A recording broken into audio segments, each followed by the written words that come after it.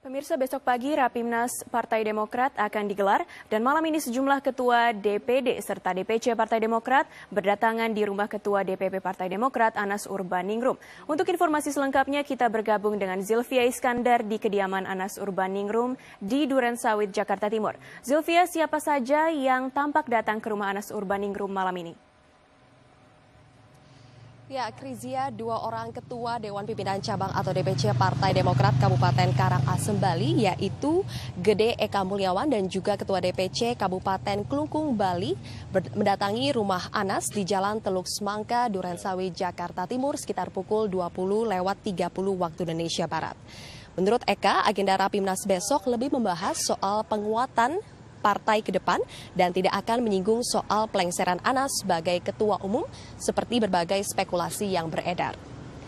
Terkait 5 pengurus teras DPP Demokrat yang mendesak adanya pergantian umum, maksud kami pergantian ketua umum di Rapimnas besok, Eka justru meminta kader yang tidak memiliki hak suara untuk diam saja dan jangan melontarkan komentar yang dapat memperkeruh kondisi internal partai. Eka menjelaskan DPC Karangasem pimpinannya masih tetap solid dalam mendukung Anas Urbaningrum sebagai Ketua Umum Partai Demokrat.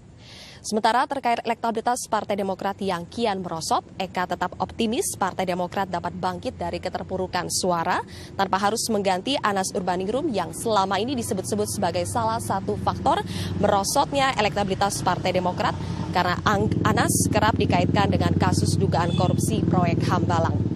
Kedatangan 2 ketua DPC ini juga diakui Eka bukan sebagai upaya konsolidasi menjelang Rapimnas besok. Kemudian Krizia, selang 1 jam, Sekretaris Departemen Agama Partai Demokrat Mamun Murad juga menyambangi rumah Anas dengan tujuan silaturahmi. Mamun mengakui ada kubu yang memang menginginkan Anas lengser dari jabatan Ketua Umum. Kubu yang dimaksud adalah 5 pengurus teras DPP Partai Demokrat, yaitu Ulil Absar CS. Mamun menganggap desakan Anas mundur sangat berlebihan dan tidak logis karena merosotnya elektabilitas Partai Demokrat bukan semata-mata karena Anas. Mamun juga berharap pro kontra status Anas sebagai Ketua Umum tidak diangkat dalam agenda Rapimnas besok. Dan berikut adalah pernyataan dari Ketua DPC Karangasem Gede Eka Mulyawan.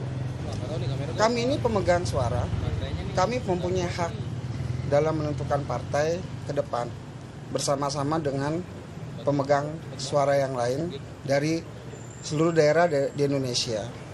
Kami selama ini tidak pernah berpikir untuk mengganti siapapun termasuk ketua Dewan Pembina maupun ketua umum. Kalau ada kader yang tidak punya hak suara mengatakan seperti itu, sebaiknya berhenti untuk bicara seperti itu.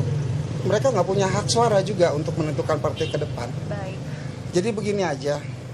Janganlah berpikir Krizia, saat ini situasi di depan rumah Anas masih tampak sepi, namun diperkirakan kemungkinan besar Anas masih berada di dalam rumah.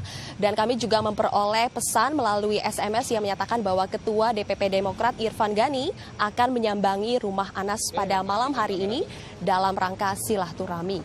Tapi kami belum dapat memastikan apakah Irfan Gani akan benar-benar datang ke kediaman Anas pada malam ini. Demikian Krizia. Terima kasih Zilvia Iskandar melaporkan langsung dari kediaman Anas Urbaningrum.